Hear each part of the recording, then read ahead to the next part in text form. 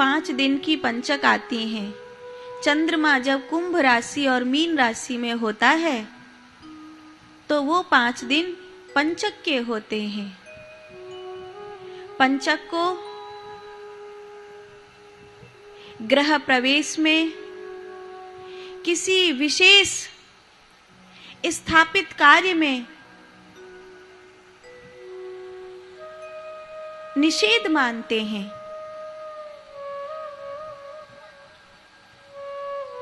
नए मकान की नींव रखी जानी है, पंचक में कभी नहीं रखते।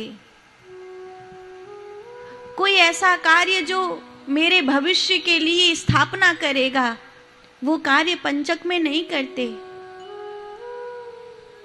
कहीं लड़की देखने जा रहे हैं, लड़का देखने जा रहे हैं, कोई विशेष चीज मकान आदि लेने जा रहे हैं, पंचक में नहीं जाते। पंचक उलाइती कही जाती हैं। शिव महापुराण की कैलाश संहिता में वर्णन आता है कि शिव ने पंचक में भवन बना दिया, पंचक में भवन की नींव रख दी। पार्वती जी ने कहा था कि हमें भवन चाहिए, हम यहाँ कैलाश पर बारिश पड़ती है तो भीगते हैं, कोई सामान रखने को ठौर नहीं, कुछ नहीं। और जबकि पंचक में तो ऐसा कहते हैं कि नया कपड़ा भी मत निकालो, नई पुस्तक का भी मुहूर्त मत करो, कोई पंडाल आदि विशेष रूप से गाड़ना है तो मत गाड़ो, उससे पहले कोई छोटा मोटा मुहूर्त कर दो। महादेव ने तो भवन बना दिया। तो देवताओं ने कहा कि बाबा क्षमा करें, पर जब चंद्रमा कुंभ राशि और मीन राशि में होता है तब बनाए गए भवन पर शनि की दृष्टि पड़ती है। कोई बात नहीं, शनि से हम बात कर लेंगे। तो पार्वती जी बोली नहीं माना तो ऐसा है, अगर नहीं माना तो मैं डमरू बजा दूंगा।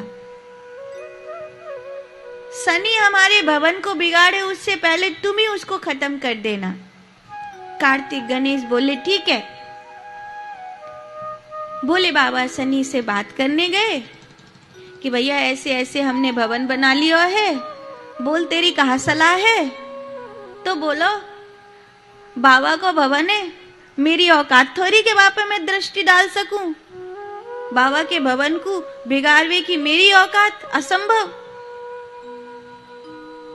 पर बड़े दिना में आप मेरे घर आए हैं और जाने ऐसा लग रहा कब ते आपको डमरू ना सुनो। जब मेरे घर आए हो पहली बार तो अपनो तनिक डमरू सुना दो। और महादेव भूल गए कि हम घर पे बोल के आए हैं कि डमरू बजा दे, तो मामला समझियो कि शनि ना मानो। शनि तो मान गए, बोले बाबा ने सोची जी तो मान गए, सब ठीक है तो बजा दें डमरू अपनो। सो महादेव ने अपना डमरू बजा दिया। गणपति बप्पा बोले लगता है शनि माना नहीं है। तो कार्तिकेय ने कहा ठीक है, वो बिगाड़े उससे पहले हम ही अपने भवन को गिरा देंगे। जब महादेव आए तो वहां कुछ भी नहीं था। तो महादेव ने कहा भवन कहां गया? तो आप ही ने तो डमरू बजाया था।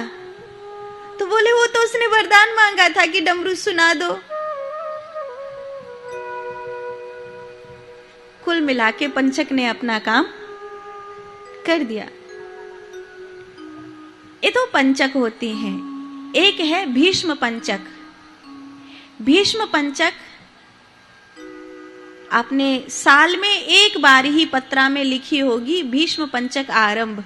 अगर आज आपने पत्रा देखा होगा तो साल में एक बार लिखा होता है भीष्म पंचक आरंभ। ये क्या है? ये कौन सी पंचक है?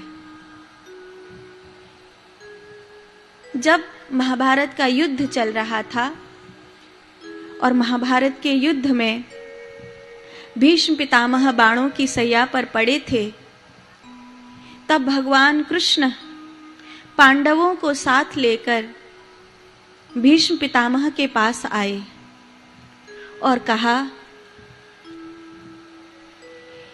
कि आपके वंशज आए हैं, अब आप इस संसार से विदा हो रहे हैं। जब भी कोई इस दुनिया से जाता है उसके साथ लगभग उसकी सारी चीजें चली जाती हैं, उसका ज्ञान, उसकी प्रतिभा, उसका व्यवहार, उसका प्रेम, सब कुछ जैसे चला जाता है।